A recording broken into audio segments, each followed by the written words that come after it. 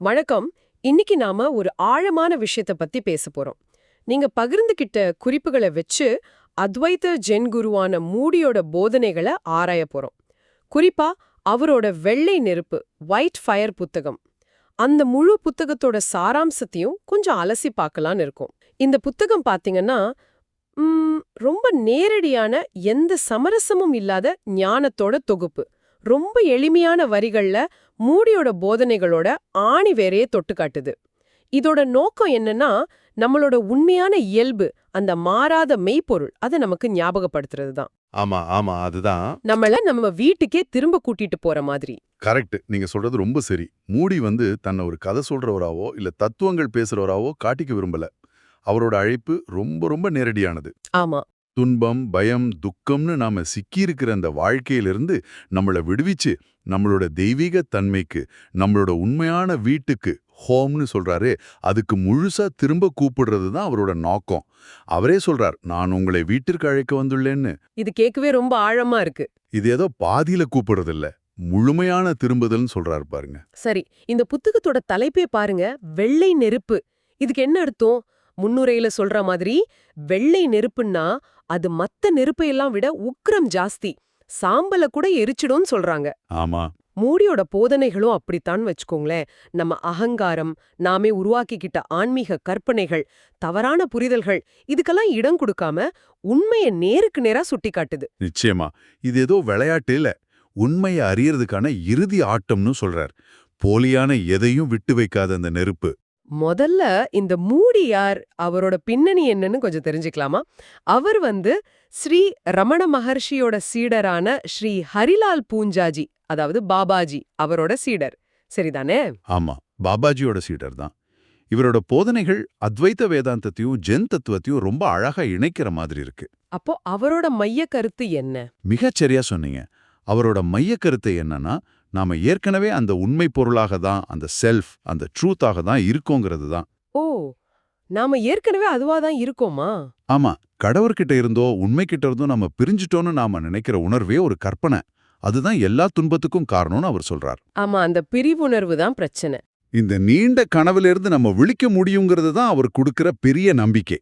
நாம இந்த உடம்போ மனசோ கிடையாது, நாம அந்த மாறாத மெய்ப்பொருள்ங்கிறது தான் அவரோட போதனைகளோட அடிநாதம். இதுதான் இந்த வெள்ளை நெருப்பு புத்தகம் முழுக்க அவர் வலியுறுத்துற விஷயம். புத்தகத்தோட ஆரம்பத்துல சில பேர் அவங்களோட அனுபவங்களை பகிர்ந்திருக்கிறாங்க. அது படிக்கும்போதே அது தெரியுது. நிறைய பேர் அவரோட வார்த்தைகள் மறுக்கவே முடியாத வழிகாட்டிகள்னும், அது நேரடியா இதயத்தை தொட்டு உண்மையை தேட வைக்குதுன்னு சொல்றாங்க. ஆமா, அந்த சான்றுகள், டெஸ்டிமோனியல்ஸ் ரொம்ப சக்தி வாய்ந்தவை. ஒருத்தர் சொல்றாரு, மூடியோட வார்த்தைகள் நம்ம கேட்காத கேள்விகளுக்கெல்லாம் பதில் மாதிரி இருக்குன்னு. அது உண்மைதான். இங்க சத்சங்கம்ங்கிற விஷயத்தை நாம புரிஞ்சுக்கணும். மூடிய பொறுத்த வரைக்கும் சத்சங்கம்னா அறியாமைங்கிற தூக்கத்திலிருந்து நம்மளை எழுப்பி விடுற ஒரு சக்தி வாய்ந்த கருவி. ஒரு கருவியா? ஆமா, அறியுமா தியரி கிளாஸ் மாதிரி இல்ல, அது ஒரு நேரடி அனுபவம். அந்த சூழல்ல, அந்த குருவோட பிரசன்ஸ்ல நம்மளோட அறியாமை திரைகள் தானா கிழிஞ்சு உண்மையான அறிவு, விழிப்புணர்வு வெளிச்சம் போடுதுன்னு சொல்றாரு. அப்போ கேள்வியே கேட்காம பதில் கிடைக்குமா? ஆமா, சில சமயம் அப்படி நடக்கும். அதனாலதான் அருள் சத்சங்க வடிவில் வந்துள்ளதுன்னு அவர் குறிப்பிடுறாரு. அதாவது உண்மையை தேடுறவங்களும் வழிகாட்டியும் ஒன்னா சேரும்போதுதான் சத்சங்கம் வெற்றி அடையுது. அந்த இடத்துல தான் அந்த வெள்ளை நெருப்பு வேலை செய்ய ஆரம்பிக்குது. சரி, அப்போ இந்த உண்மை, ட்ரூத், ஆன்மா, செல்ஃப், இதோட இயல்பு என்ன? உண்மைங்கிறது கத்துக்கிற விஷயம் இல்ல, அதை உணரணும்னு மூடி சொல்றாரே. உண்மை ரொம்ப எளிமையானது, தூய்மையானது, அதை கத்துக்கவோ தேவையில்லைன்னு சொல்றாரு. இது எப்படிங்க சாத்தியம்? இது ஒரு நல்ல கேள்வி. அத்வைத்த பார்வையில பார்த்தா ஆன்மா மட்டும்தான் இருக்கு, அதுதான் உண்மை. ரமண மகரிஷி சொல்ற மாதிரி இந்த ஆன்மா தன்னை சின்னதா ஒரு எல்லைக்குள்ள இருக்கிற மாதிரி நினைச்சா அது அகங்காரம். ஓஹோ! அதுவே எல்லையற்றதா உணரும்போது அதுதான் மெய்ப்பொருள். நாம நம்மள இந்த உடம்பு, இந்த மனம், இந்த எண்ணங்கள், நம்மளோட இந்த பர்சனாலிட்டின்னு சுருக்கிக்கிறதுனால தான் இந்த உண்மை நமக்கு புரியாம போயிடுது. நாமளே நம்மள சுருக்கிக்கிறோமா? ஆமா, மூடி சொல்ற மாதிரி நாம ஒரு தனிநபர் கிடையாது, இருக்கிறது இருப்பு, பீயிங். அந்த இருப்பு தான் நாம. அதை கத்துக்க தேவையில்ல, அதை உணரத்தான் வேணும். மூடி நம்மள ரொம்ப ஆழமா யோசிக்க வைக்கிறாரு. அவர் கேக்குறாரு, இந்த உடம்புல நான் இருக்கேன்னு ஒரு உணர்வு வருதே, அது யாரு? இல்ல அது என்ன? இந்த நான்னா இன்னன்னு தெளிவா புரிஞ்சுக்கங்க. ஆமா, இதுதான் அந்த சுய விசாரணை. இந்த நான் இருக்கிறேன்ங்கிற உணர்வுல நாம நிலைச்சு நின்னாலே அதுதான் விடுதலைக்கு பாதைன்னு சொல்றாரு. ஞானிகள் போன வாசலே இதுதான் அழுத்தமா சொல்றார். கண்டிப்பா. இங்கதான் சுய விழிப்புணர்வு ரொம்ப முக்கியமா வருது. இது இந்த பிரபஞ்சத்திலேயே ரொம்ப தூய்மையான சக்தி வாய்ந்த ஆற்றல்னு முடி சொல்றார். நம்மளோட அகங்காரம்ங்கிற மரத்தை வேரோட சாய்க்கிற சக்தி இந்த சுய விசாரணைக்கு இருக்குன்னு சொல்றார். அப்ப என்ன செய்யணும்? அவர் என்ன சொல்றாருன்னா, அழியக்கூடிய எல்லாத்தையும் விட்டுட்டு, அதாவது நம்மளோட தற்காலிகமான அடையாளங்கள், பற்றுகள் எல்லாத்தையும் விட்டுட்டு, அழியாத ஒன்ன கண்டுபிடிச்சு அது கூட முழுசா காதல்ல விழுங்கங்கிறது தான். காதல்ல விழணுமா? ஆமா, அந்த உண்மை பொருளோட ஒன்னாயிடணும். உங்களையே நீங்க அறிஞ்சிக்கிறது தான் உண்மையான ஞானம். இது வெறும் படிப்பு இல்ல, உங்க நான் பரம்பொருளோட இணையற தருணம். அதுதான் இந்த வெள்ள நெருப்போட வேலை. ஆனா இந்த அதங்காரக்க கடந்து போறது, மனச தாண்டி போறதுங்கிறது பத்தி பேசும்போது மூடி ஒரு சுவாரஸ்யமான விஷயத்த சொல்றாரு. விழித்தெழுறதுன்னா அகங்காரத்துக்கு ஒரு பயம் இருக்குமா? ஆமா, அது பயப்படும். யாரும் இல்லாதவளோட யார் உறவு வச்சுக்க விரும்புவாங்க? இல்ல மனசே இல்லாதவனுக்கு என்ன எதிர்காலம்? இப்படிலாம் நம்ம மனசு கேள்வி கேட்கும்னு சொல்றாரு. சொல்லப்போனா இது மனசோட தந்திரம். ஆனா அவர் என்ன சொல்றாருன்னா, விழித்தெழிந்த வாழ்க்கை ரொம்ப அற்புதமானது, சந்தோஷமானது, முழுமையானதுன்னு சொல்றாரு. அது சாதாரண வாழ்க்கை இல்ல, புத்தரோட கிருஷ்ணரோட வாழ்க்கை மாதிரி இருக்கும்னு சொல்றாரு. நிச்சயமா. மனசும் எண்ணங்களும் வேற வேற இல்ல, அதோட செயல்பாடு ஒண்ணுதான்னு மூடி விளக்குறாரு. நாம செய்ய வேண்டியது என்னன்னா, இந்த எண்ணங்கள் வர்றதையும் போறதையும் சும்மா கவனிக்கணும். ஒரு சாட்சியா, விட்னஸா இருக்கணும். சாட்சியா இருக்கணுமா? ஆமா, அவன் அழகா சொல்றார். எது வந்தாலும் தள்ள வேண்டாம், எது போனாலும் வருத்தப்படாதீங்க, அசையாத விழிப்புணர்வா மட்டும் இருங்கன்னு. மனசுக்குன்னு தனியா சக்தி கிடையாது, நம்மளோட கவனம் தான் அதுக்கு சக்தி கொடுக்குது. நம்ம கவனம் இல்லைன்னா அது வெட்டி போட்ட பூ மாதிரி வாடிடும்னு சொல்றார். ஓ, அப்படியா? இந்த சாட்சியா இருக்கிறது தான் உண்மையான அமைதி. இதுக்கு ஒரு நல்ல உதாரணம் சொல்லணும்னா, வானம் மாதிரி நாம இருக்கணும். மேகங்கள், அதாவது எண்ணங்கள், உணர்வுகள் வரும் போகும். ஆனா வானம் எப்பவும் அப்படியே தான் இருக்கும், பாதிக்கப்படாம. நீங்க சொல்றதுக்கு ஏத்த மாதிரி அந்த சிங்கம் வர்ற கதை ஞாபகம் வருது. புத்தகம் படிச்சவங்களுக்கு தெரியும். கல்யாணத்துக்காக காத்துக்கிட்டு இருக்கிற ஒரு பெண் காட்டு வழியா போகும்போது திடீர்னு ஒரு சிங்கம் முன்னாடி வருது. ஆமா, இந்த கதை. அந்த ஒரு நொடியில அவளோட எதிர்கால கனவு, கல்யாணம், போன காலத்த நினைவுகள், ஏன் நாங்கிற எண்ணம் கூட மறைஞ்சு போயிடுதான். இது ஒரு சக்தி வாய்ந்த உருவகம் இல்லையா? கண்டிப்பா, ரொம்ப சக்தி வாய்ந்தது. நம்ம பற்றுகளை விடுறதுக்கும் அந்தந்த கணத்தை எதிர்கொள்றதுக்கும் இது ஒரு நல்ல உதாரணம். நம்ம வழியில வர்ற சிங்கத்தை, அதாவது சவால்களை வரவேற்க சொல்றார் முடி. அது நம்மள விடுதலைக்கு இட்டு செல்லும் சொல்றார். அந்த சிங்கமே அருளா இருக்கலாம்னு சொல்றீங்களா? ஒரு வகையில ஆமா. அப்புறம் சரணாகதி பத்தி ரொம்ப அழகா பேசுறாரு. எல்லாத்தையும் கைவிட்டுட்டு எல்லாத்தையும் கண்டுபிடிக்கிறதுன்னு ஒரு முரண்பாதான விஷயத்த சொல்றாரு. அது எப்படி? அதாவது நம்மளோட நான்கிற அகங்காரத்தை கைவிடும்போது தான் நம்ம உண்மையான ஆன்மாவை கண்டுபிடிக்கிறோம். அகங்கார மனசு எப்பவும் எதையாவது அடையணும்னு பார்க்கும். ஆனா இதய மனசு கொடுக்கறதுல சந்தோஷப்படும். சரி. எல்லாத்தையும் கடவுள்கிட்டயோ குரு கிட்டயோ இல்ல அந்த உண்மை பொருள்கிட்டயோ ஒப்படைச்சிடுறது ரொம்ப முக்கியம்னு சொல்றாரு. அப்படி செய்யலேனா இந்த அகங்காரம் உண்மையை தனக்கேத்த மாதிரி வளர்ச்சிக்கொன்னு எச்சரிக்கிறாரு. இதுல அருளோட பங்கு என்ன? அருள் சத்சங்க வடிவில் வந்துள்ளதுன்னு சொல்றாரு. அப்போ குருவோட பங்கு என்ன? என்னை சார்ந்து இருக்காதீங்க, என்னை பயன்படுத்துங்க, இதை பயன்படுத்தி உங்க வீட்டுக்கு வாங்க அப்படின்னு சொல்றது கவனிக்க வேண்டிய விஷயம். இது கொஞ்சம் குழப்பமா இருக்கே. இது முக்கியமானது. அருள்ங்கிறது எப்பவும் இருக்கு, ஆனா அதை நாம உணர்றதுக்கு சத்சங்கம் ஒரு வழியா இருக்குன்னு சொல்றாரு. குருவோட பங்கு என்னன்னா, அவர் ஒரு வழிகாட்டி, ஒரு கண்ணாடி மாதிரி. கண்ணாடி மாதிரியா? ஆமா, நம்மளோட உண்மையான ஆன்மாவோட ஒரு பிரதிபலிப்புன்னு சொல்றார். அவர் நம்ம அகங்காரத்துக்கு சவால் விடுவார். சில சமயம் அவரோட வார்த்தைகள் ரொம்ப கடுமையா, ஏன் கொடூரமா கூட தோணலாம். ஓ, அப்படியா? ஆனா அதுதான் உண்மையான கருணைன்னு சொல்றார். நோய் முத்தி போனா மருந்து கசக்கத்தான் செய்யும்.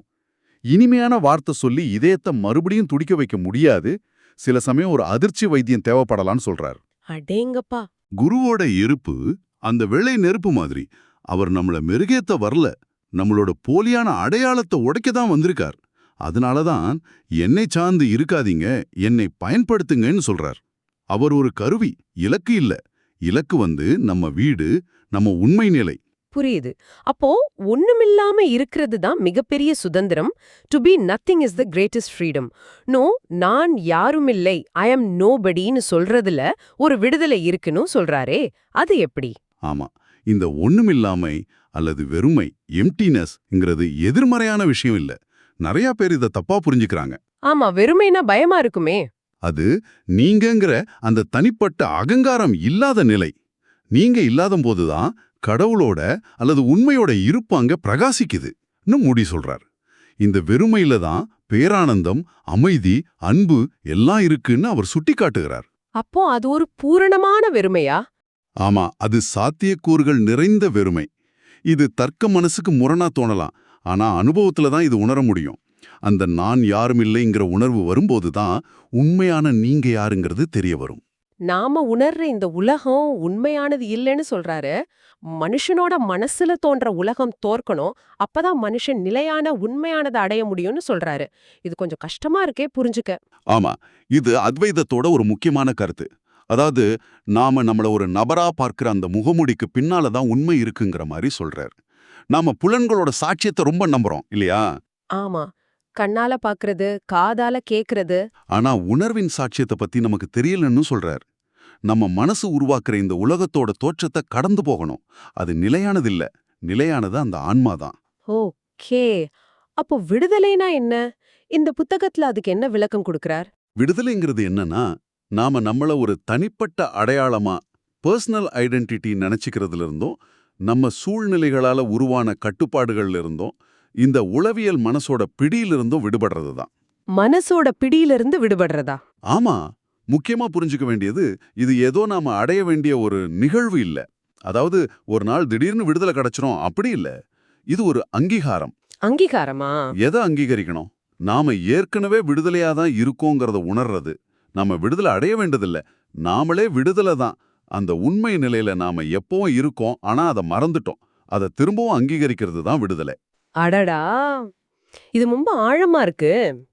மூடியோட ரொம்ப எளிமையான ஆனா ரொம்ப ஆழமான அறிவுரை என்னன்னா, சும்மா அமைதியா இருங்க.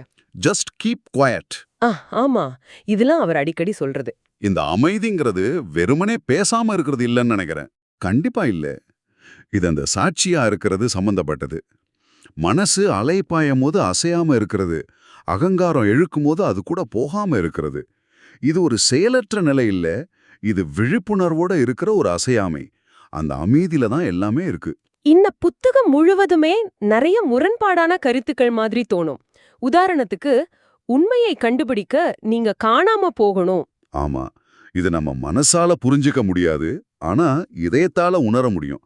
பாபாஜி மூடிக்கிட்ட இதை சொன்னப்போ அது ஏதோ அறிவுரை மாதிரி இல்லாம ஒரு வெடிகுண்டு மாதிரி அவர் உள்ளத்துல வெடிச்சதுன்னு மூடி சொல்றார். வெடிகுண்டு மாதிரியா? ஆமா, அந்த அளவுக்கு சக்தி வாய்ந்தது. இந்த மாதிரி கூற்றுகள் நம்மள மனசோட எல்லைகளுக்கு அந்த பக்கம் போய் யோசிக்க வைக்குது. முயற்சி செஞ்சு உண்மையை அடைய முடியாது, முயற்சியை கைவிடும் போதுதான் உண்மை வெளிப்படுதுன்னு சொல்றார். ஏன்னா அந்த முயற்சி செய்யற நான்கிறதே ஒரு தடை. வீட்டுக்கு திரும்ப அழைக்கிற செய்தி, நம்ம ஆன்மாவை, அதாவது செல்ஃப அங்கீகரிக்கிறதோட முக்கியத்துவம், அகங்காரத்தை கடந்து போறதுக்கான வழிகள், சத்சங்கம், அருள் மற்றும் குருவோட பங்கு, விடுதலையோட உண்மையான அர்த்தம்னு பல முக்கியமான விஷயங்களை பார்த்தோம். ஆமா, இந்த புத்தகத்தோட ஒவ்வொரு பக்கத்திலையும் ஒவ்வொரு வரியிலையும் முடியோட போதனைகளோட சாரம் இருக்கு.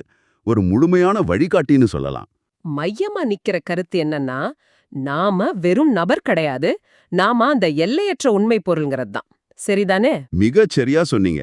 அதுதான் அவரு திரும்ப திரும்ப நமக்கு ஞாபகப்படுத்துற விஷயம். நிறைவா நீங்களே உங்களை கேட்டுக்க வேண்டிய ஒரு சிந்தனை இது. நீங்க உங்க எண்ணங்கள், உணர்வுகள், இந்த உடல்ல நம்புற இந்த நான்கிற உணர்வு இருக்கே, இதுக்கு பின்னால எப்பவும் மாறாம அசையாம அமைதியா ஒரு சாட்சிய விட்னஸ் இருக்கிறது நீங்க எப்போது உணர்ந்திருக்கீங்களா? அந்த முயற்சி செய்யற நான், அந்த அனுபவிக்கிற நான், இது எல்லாத்தையும் தாண்டி இதெல்லாம் சும்மா கவனிச்சுக்கிட்டு இருக்கிற ஒண்ணு இருக்கா? அந்த வெறுமைக்குள்ள, அந்த ஒண்ணுமில்லா தன்மைக்குள்ள என்ன இருக்குன்னு நீங்களே கொஞ்சம் தியானிச்சு ஆராய்ந்து பாருங்களேன். அது உங்களுக்கு என்னத்தை வெளிப்படுத்துது? அதுதான் உங்களுக்கான உண்மையான பயணம். இந்த ஆழமான சிந்தனைகளோட இன்னைய கலந்துரையாடலை நிறைவு செய்றோம். நன்றி.